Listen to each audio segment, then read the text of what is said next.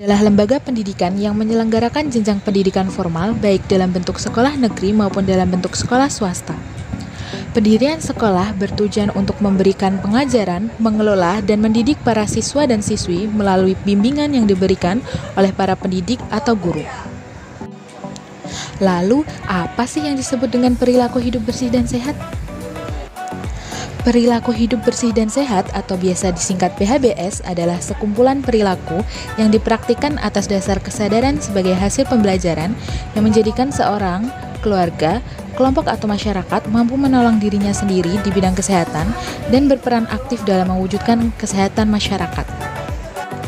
Atau secara sederhana, perilaku hidup bersih dan sehat merupakan perilaku yang harus dipraktikkan oleh setiap individu dengan kesadaran sendiri untuk meningkatkan kesehatannya dan berperan aktif dalam mewujudkan lingkungan yang sehat. Nah, mengapa sih perlu diterapkan PHBS ini? Tujuan dari penerapan perilaku hidup bersih dan sehat adalah untuk meningkatkan pengetahuan, kesadaran, kemauan, dan kemampuan masyarakat agar hidup bersih dan sehat dan berperan secara aktif mewujudkan derajat kesehatan yang lebih optimal.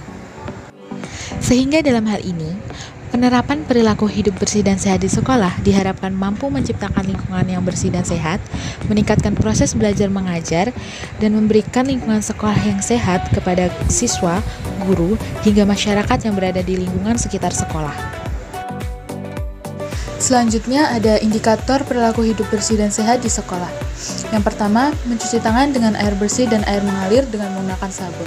Adapun 6 langkah cara mencuci tangan yang benar adalah sebagai berikut. Pertama, gosok kedua telapak tangan. Lalu yang kedua, gosok punggung dan sela-sela jari tangan kiri dengan menggunakan tangan kanan dan lakukan sebaliknya. Yang ketiga, gosok kedua telapak tangan dan sela-sela jari. Yang keempat, bersihkan jari-jari sisi dalam kedua tangan dengan kedua tangan saling mengunci. Yang kelima, gosok ibu jari kiri berputar dalam genggaman tangan kanan dan lakukan sebaliknya. Yang keenam, gosok dengan memutar ujung jari-jari tangan kanan di telapak tangan kiri dan lakukan sebaliknya. Lalu indikator yang kedua adalah menjaga konsumsi jajanan di warung atau kantin sekolah. Jajan sembarangan tidak aman karena kita tidak mengetahui apakah bahan tambahan makanan atau BTM yang digunakan seperti zat pewarna, pengawet, pemanis, dan bumbu-bumbu penyedap aman atau tidak bagi kesehatan tubuh kita. Yang ketiga, membuang sampah pada tempatnya.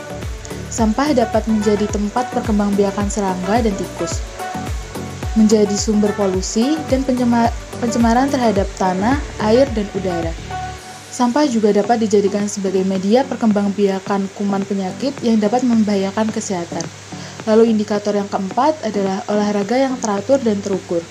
Manfaat dari olahraga yang teratur antara lain agar berat badan terkendali, yang kedua otot lebih lentur dan tulang lebih kuat, yang ketiga bentuk tubuh lebih ideal dan proporsional, serta daya tahan tubuh terhadap penyakit lebih baik dan dapat menghindarkan diri dari penyakit jantung, osteoporosis, diabetes, stroke, dan hipertensi.